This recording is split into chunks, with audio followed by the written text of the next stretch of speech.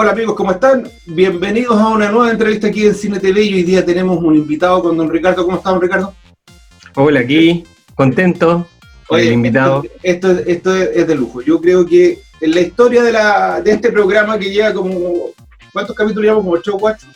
Este es un momento impactante porque estamos en directo yo creo que uno de los mejores escritores de este país en la actualidad, para que no se enojen los que no están en este mundo ni los que existen, pero para mí, porque es un gran amigo, lo amo con todo mi corazón, porque cuando lo invité, lo primero que dijo, gracias por pensar en mí, y eso a él lo retracta de cuerpo entero, porque él es así, y ha sido siempre así, toda la vida, no ahora o sea, le ha ido durante mucho tiempo muy bien, pero siempre ha sido una persona sencilla, humilde, y que en este medio es tan complicado encontrar, y por eso me emociona mucho tener a don José Ignacio Valenzuela, más conocido como el Chasca. ¿Cómo estás, Chaquita?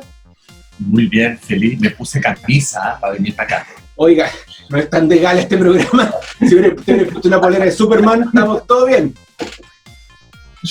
Todo súper bien, pero quiero advertir que si no fuera por esto y fuera por ti, yo estaría con mi cama en este momento. Mira, y si hubieras estado en tu cama con Anthony, y bueno, tu hija no, porque obviamente la queremos cuidar y la amamos, feliz. También. No, mira, si este programa es súper relajado, así que aquí no está ni en TNN, ni en ninguna Sí, yo creo que los tres nos pusimos camisa. No, sí, mira, no creáis, pero yo te amo con toda la infidencia. Hoy día madrugamos porque con esto de la pandemia nosotros trabajamos de noche casi prácticamente, entonces estamos con los horarios cambiados, así que nos hiciste madrugar.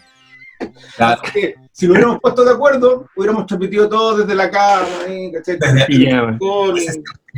Hubiese sido genial. Oye, no, pero yo me tengo que levantar temprano, yo me levanto temprano porque tengo que dar mamadera y tengo que... No, pues tenés responsabilidad de padre. Y ahí salto al computador porque si no, no me alcanza el día. Yo tengo que aprovechar todos esos espacios donde Leonora duerme siesta o está entretenida con algo en una esquina.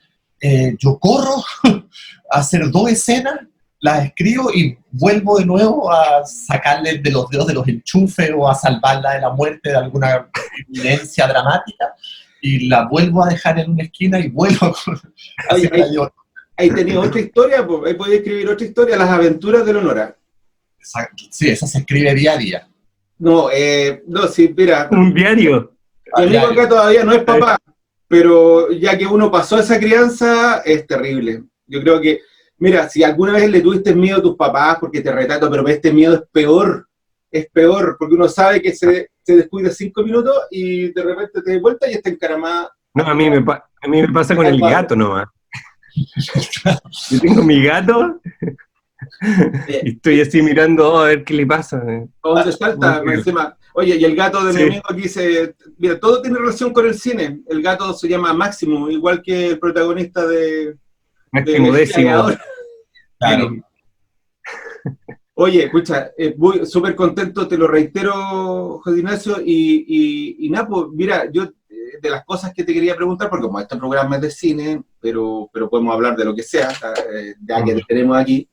Oye, ¿cómo ha sido tu vida? Porque yo sé que estudiaste literatura en la Universidad Católica,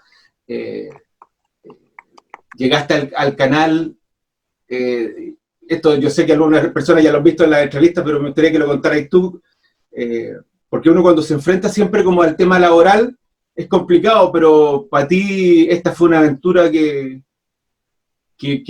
no fue, o sea, yo creo que al principio no fue muy agradable, después obviamente ya cuando agarraste el ritmo está todo bien, pero es que te llegar a un canal donde no conocía a nadie y te meten a la tele, porque te dicen, oye, excelente tu historia, nos encantó, ven, mañana ponte a trabajar, porque fue como una cosa así tan violenta.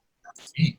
Bueno, tú estabas ahí, Sergio, si tú estabas ahí, si yo te conocí ahí hace, ¿cuánto? 26 años, 27 años, no sé, el año 94 nos conocimos.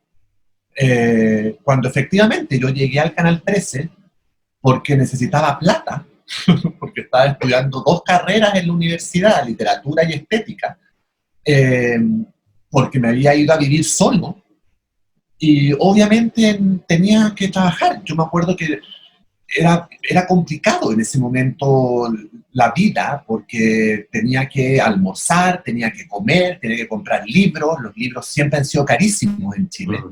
Y en la universidad nos pedían entonces el libro El Amadís de Gaule, una cosa rarísima que no existía en ninguna parte. Yo tenía que ir a Francia, Súper rebuscado. claro, o a San Diego a comprar el libro usado, y a pesar de eso igual eran libros caros. Entonces yo trabajaba como una bestia todo el día, hacía clases particulares de castellano, escribía textos, cuentos para la zona de contacto del Mercurio, hacía un montón de cosas para tratar de juntar plata, y se me ocurrió un día, suponiendo que así eran las cosas, pero así no eran las cosas, suponiendo que los canales necesitaban a alguien que escribiera bien. Yo supuse que los canales necesitaban a alguien que corrigiera la ortografía de los faxes, pues no había ni mail en esa época. Como súper básico lo que pensáis de... Y los computadores estaban lo que necesitaban, integrándose también en la vida diaria. Claro, y entonces llegué al Canal 13 y no sé cómo pasé todas las barreras. El canal no estaba en esa época, no sé si te acordáis, Sergio, el canal no era el edificio que era ahora, que es ahora el Canal 13. Era otro edificio, o sea, estaba en el mismo lugar, pero era otro edificio, donde está la placita esa afuera ahora. Sí, ahí había una rotonda y otra cosa. Una rotonda redonda, o sea, y el guardia en la puerta, que era un señor aburrido en la puerta, me dejó pasar. Y después llegué al lobby y también me dejaron pasar y terminé frente a la Claudita Romero, que era la secretaria en ese momento del área de marca. Y es productora general de programas. Claro. La carrera. Claro, y cuando le dije a la Claudita que yo estaba ahí porque quería ser el ayudante del ayudante del ayudante del ayudante del ayudante del último ayudante que escribía los faxes, entre que se rió de mí, yo creo que estuvo a 2 minutos de llamar a seguridad para que me sacaran. Y ahí fue cuando ella, si eso fue lo más impactante, si eso fue lo que me cambió la vida. Ella dijo, no, si es que estamos buscando ideas de teleserie. Uy, qué bueno. Supe que la red O Globo, el canal brasileño El Monstruo, sí, tenía un contrato con el Canal 13 para proveerle libretos, y 2 días antes de mi llegada al canal se había acabado ese contrato. Entonces el Canal 13 se había quedado sin libretos para su producción. Entonces por eso la Claudia, que tenía que haber escuchado eso, me dijo, no, es que estamos buscando ideas de teleserie, estamos buscando libretos de teleserie. Y yo dije, pues yo tengo una. Mentira, por supuesto. Y saqué un cuaderno de la mochila, un cuaderno de la universidad, y escribí a mano, frente a la Claudia, 20 líneas, saqué el papel y se lo pasé a ella. No. Y esa universidad vinieron Cristian Mason, Ricardo Miranda, la Rubia Gómez, Javier Larenas, que son todos estos próceres de la televisión chilena. Sí, pues. Me citaron al canal 3 días después, esta misma gente, sin saber que yo era yo, pensaban que yo era un señor. Y cuando llegué yo a la reunión, casi se murieron. ¿Qué hace este niño aquí? ¿Dónde está el apoderado? Claro, ahora ¿Y qué tenía? Peor todavía, yo tenía 20 años, 25 20 años. Pero increíble cómo pasa, fue como cuando hace una idea tan rápida en una servilleta y esa idea de alguna forma funciona. Además, yo hice una teleserie de pizzas en una pizzería, porque cuando tú no tenés plata, tu único lujo, una vez al mes, es comer pizza. O sea, mi único lujo en esa época era juntar plata y comer una pizza una vez al mes. Y además, esto estoy hablando del año 94. El año 94 no existía todavía prácticamente este sistema como del delivery. Ah, claro, sí. Era muy nuevo, claro. Pero en esa época era muy nuevo. Entonces, para mí era lo más moderno. Yo encontraba que no había nada más moderno en la vida que llamar por teléfono y que te llegara a la casa una pizza. Yo encontraba que eso no... Ya, después de eso, nada. El futuro era eso. Entonces yo me acuerdo que una vez al mes, cuando descubría que tenía plata para comprarme la pizza, entonces yo llamaba por teléfono y pedía mi pizza y me contaba, me sentaba a esperar, porque si no se pasaba, era gratis además. Sí, pues. Y llegaba ding dong a la puerta de la pizza y dije, muchachos, wow, esto es fabuloso. Entonces cuando la Claudia Romero dijo, necesitamos una idea de teleserie, a mí se me ocurrió eso, que era lo primero que yo pensaba. Y así nació Amor a Domicilio. Y ahí de pronto, a los 2 días, yo estaba sentado en una oficina del canal. Porque además, yo no tenía ni computador. Entonces cuando Ricardo Miranda, don Ricardo, que era el jefe del área dramática, don Ricardo Miranda, que yo amo, y amaré toda la vida, me dijo, ¿sabes qué? Nos gustó tu capítulo 1, queremos comprarte la teleserie, ¿la quieres escribir? ¿O nos quieres vender la idea para que otra persona la escriba? Y yo dije, no, yo, pues, obvio. Yo no sabía cómo se escribía, pero no importa, dije, obvio, yo. Ese es un detalle importantísimo, porque el Chasca no sabía el formato del libreto.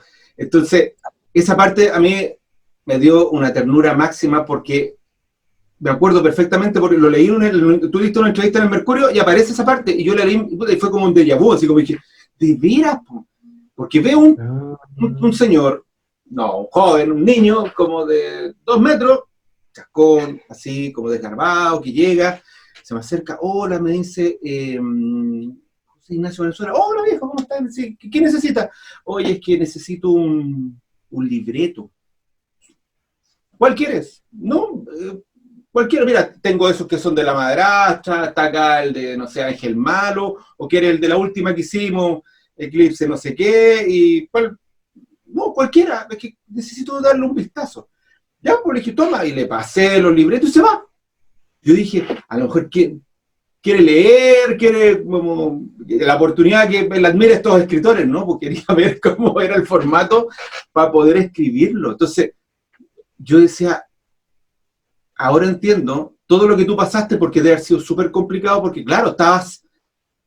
Pero yo creo que esa fue tu autoexigencia de toda la vida. Tú siempre has sido muy autoexigente, bueno, de cumplir y de hacer, y tú te exigiste decir, no, si estos gallos me contratan, yo tengo que hacer, porque yo creo que si abiertamente dices, mire, yo no sé escribir, oye, cualquiera de nosotros se sienta y te explique todo, pero fuiste como súper en eso, o sea, nadie se dio cuenta. O sea, nosotros pensamos, bueno, era un escritor, ahí está el escritor. Yo me moría de vergüenza, pero entonces además, por eso cuando a mí me dijeron, ¿quieres irte a tu casa a escribir o quieres escribir en el canal? Yo dije que quería escribir en el canal por eso mismo. Porque entonces, yo no sabía, por ejemplo, cómo se enunciaba en un libreto una llamada telefónica. Yo me acuerdo que pensaba, pero ¿esos son 2 escenas o es una? O ¿cómo se hace un flashback al pasado? ¿Es parte de la misma escena o son 2 escenas? Cosas técnicas que no tenemos que saber. Y que yo a mis 20 años estudiando literatura tampoco tenía cómo saber, porque además... Que era otro formato en realidad. No, y volvemos, en el año 94, estábamos recién volviendo a la democracia después de la dictadura, y todos estos temas de los que hoy estoy hablando eran temas que han estado súper censurados durante 20 años. Entonces no había habido formación académica con respecto a eso. En la universidad no existía... No había escuela de cine, no había nada. No había una escuela de cine. O sea, con teatro, con suerte. Claro, no había una escuela o una biblioteca audiovisual. O sea, hoy en día es mucho más fácil, hay internet, hay bibliotecas, hay profesores, pero no existía esto. Entonces, yo estaba absolutamente en la desnutrición académica, absoluta. Y mi única solución fue instalarme en una oficina del Canal 13, a que alguien de buena voluntad como Sergio se diera el trabajo y me ayudara a leer. Y de hecho en el canal, bueno, hasta el día de hoy, Sergio, me imagino, yo hace años que no entro al 13, pero estaban los empastados, ¿te acuerdas? Todavía, gracias a Dios, no los votaron, porque los querían votar, pero no. Ahí está la historia del canal. Todavía. Ahí están todos los libretos de todas las telenovelas empastados. Entonces yo me acuerdo que cuando yo terminaba de escribir mi capítulo del día, tarde, a las 10 de la noche, me iba a la oficinita, que era como una sala de reuniones, donde estaban estos empastados, y me sentaba y leía estos empastados para empaparme de la historia. ¿Recuerdas qué teleserie fue tu guía de ruta? Bueno, fueron varias, pero las que nombró Sergio, estaba ahí La Madrastra, estaba Ángel Malo, estaba Te Conté, estaba Los Títeres, que también es la mejor teleserie que se tiene. Que eran adaptaciones brasileñas, algunas, y otras que eran de Sergio Bodanovich. Claro, Los Títeres. De Sergio Bodanovich.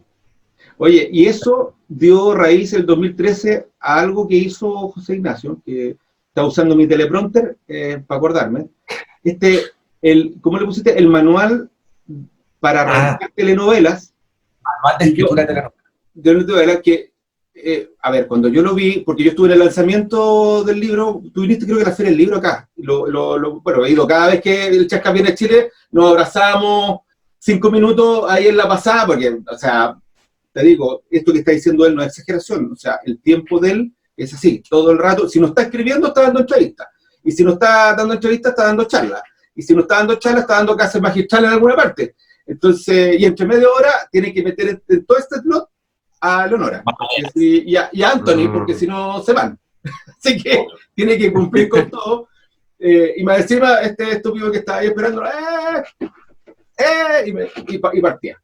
Entonces, hace este libro, que para mí es un regalo para toda la gente, porque nadie de la calidad de mi amigo acá, que obviamente va a decir que no, la calidad de persona y de autor y de escritor que tiene, ¿por qué él tiene que enseñar cómo escribe? Ahora, y lo escribe desde él, porque, por ejemplo, estoy viendo varios cursos donde sale, no sé, directores de cine, otros que le dicen, mira, yo te voy a enseñar a ti cómo yo hago las películas. Y él va a escribir este libro y le dice, mira, yo así escribo las telenovelas y este es mi tips para que tú puedas hacerlo. Eso es de una bondad enorme, porque no hay muchos libros tampoco que te explican, hay de guiones de cine y todo, pero él explica cómo él escribe sus telenovelas. Bueno, yo te digo, ahí me está... No hay. De alguna forma marca un precedente con respecto a la técnica de hacer teleseries. Yo lo hice acordándome de esto que te estoy contando de Amor a Domicilio, de la primera, cuando yo siempre he sido muy ratón de biblioteca. Entonces yo me acuerdo que estaba estudiando literatura en la Católica, al mismo tiempo que escribía Amor a Domicilio. Entonces yo me iba a la biblioteca de la Católica, de la de literatura, y me fui también a la biblioteca de teatro de la Católica, a buscar manuales de guiones. Y el año 94 no había ni uno. Hoy en día hay muchos manuales de guiones, de McKee, de Sid Field, de la Linda Seeger, de un montón de manuales, del Save the Cat, etc. Todos, la gran mayoría son gringos. O sea, la gran mayoría de los manuales en español son traducciones. Y los manuales y los textos que hablan de telenovelas o de teleseries son textos de estudio. No son manuales de escritura.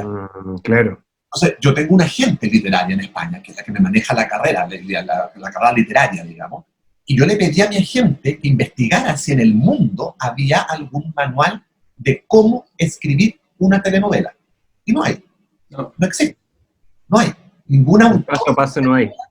Ningún autor de telenovela se ha sentado hasta el día de hoy. Ojalá se sentaran, porque me parece que mientras más mirada haya, mejor. Sí. Y yo decidí hacerlo. Mira, más que todo, decidí hacerlo porque siempre me piden que enseñe, y yo siempre digo que no, porque nunca sé cómo enseñar lo que yo hago, porque tampoco sé cómo yo hago lo que hago. Entonces, me acuerdo que hice un taller en la Católica de escritura de telenovela, por ahí por el año 2010, creo, justo antes de este libro. Y me tocó sentarme por primera vez a ordenar el proceso mental que yo hago para escribir una telenovela. Era más que nada intuitivo. Que era totalmente intuitivo. Entonces, cuando me senté a ordenarlo, a sistematizarlo, a ver, yo, ¿qué hago primero? Hago primero estos 3 pasos, después hago estos 4 pasos. Me di cuenta que había un orden, y me di cuenta que había una lógica, y me di cuenta que habían pasos, y que había causas y efectos y cosas. Entonces, cuando tuve todo eso listo, dije, bueno, tengo armado un manual aquí. Y ahí se armó ese manual. Y sigue siendo el único. 10 años después, sigue siendo el único. De hecho, esto es una infidencia, pero de la editorial me pidieron, les gustaría que en algún momento yo actualizara ese manual e incorporara las superseries, que es un nuevo género que salió estos últimos años, que incorporara la narconovela, que también es un nuevo género de estos últimos años, y que incorporara las telenovelas turcas en el análisis que yo hago de las telenovelas. Lo tengo puesto en mi lista de quehaceres, está como número 17. Tengo como 16 cosas que resolver antes, pero en algún momento es muy probable que venga una nueva edición, digamos, una nueva actualización de ese libro. Porque más el libro se vende muchísimo en bibliotecas, en universidades, de Latinoamérica, entonces estaría bueno que se actualizara. Y otra anécdota... ¿Qué es lo que más te gustó de esta experiencia nueva de hacer una teleserie? ¿De hacer un manual de teleserie? No, de escribir la teleserie. Porque tú venías como de la parte más clásica, estás estudiando literatura, entonces... Mira, yo creo que fue la inmediatez. Que yo creo que es lo que más me gusta de la televisión en general. Porque la literatura, el cine sobre todo, son proyectos bien a largo plazo. Claro. Es un proceso de alguna forma que podéis cabecear más y darle mil vueltas. No ves los resultados en mucho tiempo. O sea, yo, por ejemplo, cuando empezó esta pandemia, me pilló justo escribiendo un libro. Entonces, terminé el libro hace 3 meses, atrás en marzo.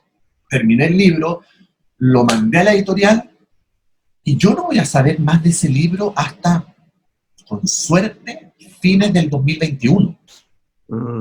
Donde me van a llegar las pruebas de imprenta, yo las daré las últimas retoques, será imprenta, y en abril del 22 ese libro va a llegar a librerías probablemente, si es que tenemos Mundo todavía, entonces hay librería y todo eso. Claro. Y yo recién en mayo del 2022 voy a dar alguna entrevista de ese libro y no me voy a acordar ni siquiera cómo se llama el personaje principal. Pero en televisión, lo que yo escribo hoy sale al aire atrasado en un mes. Entonces yo puedo tomarle el pulso. Entonces cuando yo empecé a hacer televisión y empecé a hacer Amor a Domicilio y empecé a darme cuenta que yo podía ir manipulando la historia según lo que la gente iba viendo o los gustos, se me abrió un mundo. Claro, porque el feedback de alguna forma lo tenéis más a piel. Claro, y en ese momento, ¿te acuerdas, Sergio? En el canal había una tele donde estaba el rating online. Entonces tú veías las barritas, el maldito People Meter. Iban subiendo, iban bajando, iban subiendo, iban bajando, se pasaban los puntos de un lado a otro. Era terrorífico y fascinante al mismo tiempo. Y maravilloso que tú eras el que estaba arriba en la barrita. Y una cosa que... Perdona, Ricardo. Una cosa que a nosotros, como producción, nos tenía súper contentos es que José Ignacio no se atrasaba.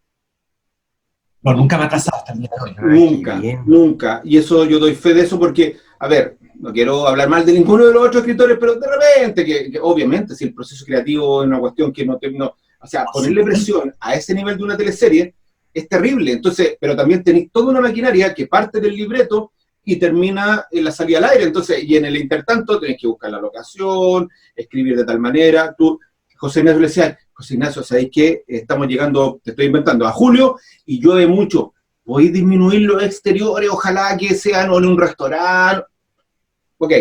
Y él, no sé, se mete un chip en la cabeza, entonces, claro, tenía el libreto donde la mayoría pasaban, en este caso de Amor de Domicilio, dentro de la pizzería o dentro de la casa de alguien. Entonces, y después le dice, oye, ¿sabéis que estáis mucho interior? Podéis ponerte un parquecito porque ya está mejor. Ya, y él iba. Entonces, pero nosotros teníamos el libreto a tiempo. Y eso, te digo, se agradece, pero no sabéis cuánto, porque cuando lo recibes caliente el libreto, es lo peor que puede pasar, porque empezáis tú a decir, ¿qué hago? ¿Dónde? O sea, a improvisar, y por eso de repente hay teleseries que salen mal. No porque el libreto sea malo, sino porque estáis reaccionando en forma muy, muy rápida. Y no, pues en vez de tener, no sé, pues el Castillo Hidalgo que te lo he conseguido un mes, no sé, 3 semanas, 4 semanas, un mes antes, lo estoy pidiendo con una semana de institución, entonces al final lo hacía afuera del castillo. Entonces, en el kiosco de la esquina. O el kiosco de la esquina, ¿cachai? Para que se vea así, para que no te cobren, no. Pero por eso una de las cosas que aprendí, contestando también tu pregunta, Ricardo, ¿sí? Yo aprendí muy rápido, es que un escritor de telenovela, un escritor de audiovisual, escribe para la producción, trabaja para la producción. Yo no trabajo para mi ego, porque para mi ego de escritor tengo los libros, donde ahí yo soy el director, el productor, el actor, yo hago todo ahí. La coma que está puesta la puse yo. Pero yo entendí muy rápidamente que cuando uno forma parte de un proceso de escritura audiovisual, yo, en el caso mío, el escritor, soy el primer eslabón de una cadena, como decía Sergio. Entonces, ahí no hay ego que valga, porque yo soy un eslaboncito y la cadena tiene 15 eslabones. Yo soy uno. Entonces, mi función es hacerle la vida fácil a los 14 restantes. Entonces, por eso yo trabajo para producción. Si no tengo posibilidad de hacer exteriores nocturnos, pues no voy a hacer exteriores nocturnos. Y mi trabajo es que el talento suficiente que yo tenga sirva para que no se note en pantalla que no hay exteriores nocturnos. O resulta que se nos acabó la plata y no podemos arrendar más autos. Entonces, bueno, mi trabajo es que no se note en pantalla que no hay autos. Y que la gente nos diga, oye, pero ¿por qué no hay autos? Qué raro. No, al revés, que estén tan entretenidos viendo otras cosas que ni siquiera se cuestionen por qué no hay autos. Lo que aprendí muy rápido. Es muy interesante ese proceso de pensar como súper apegado con respecto a la producción, porque estoy seguro que en cine, los guionistas de cine tienen otra como mentalidad, pero es súper interesante sería que también la adquirieran ese proceso y esa parte que eres una cadena con respecto a la producción. Ahora, y no... En el cine es un poco más difícil porque el guión se escribe tan anticipado a lo que va a ser la producción. O sea, yo tengo guiones de cine que he escrito 5 años antes de que un productor lo tome en sus manos y se ponga a filmarlo. ¿Entiendes? Claro. O sea, cuesta un poco eso. Claro, ahí, a lo mejor ahí lo que entra es el proceso de reescritura, que son otros procesos. Pero en la tele es inmediato. O sea, de mi computador el libreto cae inmediatamente en manos del productor, pero con 10 minutos de diferencia. Increíble. Que de hecho, cuando yo empecé con Amor a Domicilio, volviendo al tema, no había internet. El canal, no había internet. Entonces yo me acuerdo que yo escribía en un computador del Canal 13 en una cosa que se llamaba WordPerfect. WordPerfect. Con letras amarillas. Sí, me acuerdo. Fondo como café y letras amarillas. Lo escribía en el capítulo y lo guardaba en un disquete floppy, de estos que eran... sí, los grandes. Pero tú no llegaste ciego. No sé, cosas que no uso los ojos hasta el día de hoy, ¿eh? No, yo no sé. No eres daltónico, ¿no es cierto? Mira. Yo no sé, lo único bueno que tengo en el cuerpo son los ojos que no funcionan. Yo estoy 15 horas frente al computador. Y ese computador tiene que haber sido como radioactivo. Sí, no. Una amarilla. Estilo Chernobyl. Claro, yo guardaba el capítulo en el disquete floppy que a todo esto, un capítulo cabía solamente en el disquete, no cabía nada. Capítulo. Iba con el disquete donde la Claudita Romero se lo pasaba, ella lo metía en su computador, entonces ella mononaba el capítulo, le ponía una portada, numeraba las páginas, porque no sabía ni siquiera hacer eso, y punto, y ya. Y se mandaba, ¿te acordás, Sergio, que lo hacían a Romeo, a Stencil? Stencil, sí, pues, si no había fotocopiadora... ¿Y existía un feedback de producción con respecto a lo que escribiste? ¿O lo mandaba y...? No, ahí caía entonces en manos de Javier Larena, que, bueno, particularmente de él, porque estamos hablando de Amor a Domicilio, caía en manos de Javier Larena, y Javier a veces me decía, se te pasó la mano, o sea, el elefante... Oye, oye, Chasca, ¿cómo se te ocurre escribir esa weá, weón? ¿Cómo la vamos a pagar, weón? Anda, oye, quítale esa escena, weón, y me lo mandáis de nuevo. Pero Javier tenía la cosa, que yo también... No, maestro. Tenía esta cosa que de repente también se ponía súper generoso. Entonces me decía, no, ¿sabéis qué? Esta fiesta que hiciste adentro de la casa, no, la vamos a hacer en el patio, afuera, todo trapo, así. Entonces yo salía corriendo a reescribir la escena. Entretenido. Bien extra, y que se caía el curado a la piscina, y todo el show completo. Y en ese sentido siempre tuve había mucha plata en esa época también en la sí. Entonces yo me acuerdo... Bien despilfarrado, sí, de verdad. Pero está bien, estaba bien ocupado. Por supuesto, a eso me refiero, había plata. Entonces me acuerdo que me hicieron meter un viaje fuera de Chile, en Amor a Domicilio. Fuimos a Tahití, imagínate. O sea, yo fueron, porque a mí no me llevó nadie, yo me quedé escribiendo. Pero tú lo llevaste.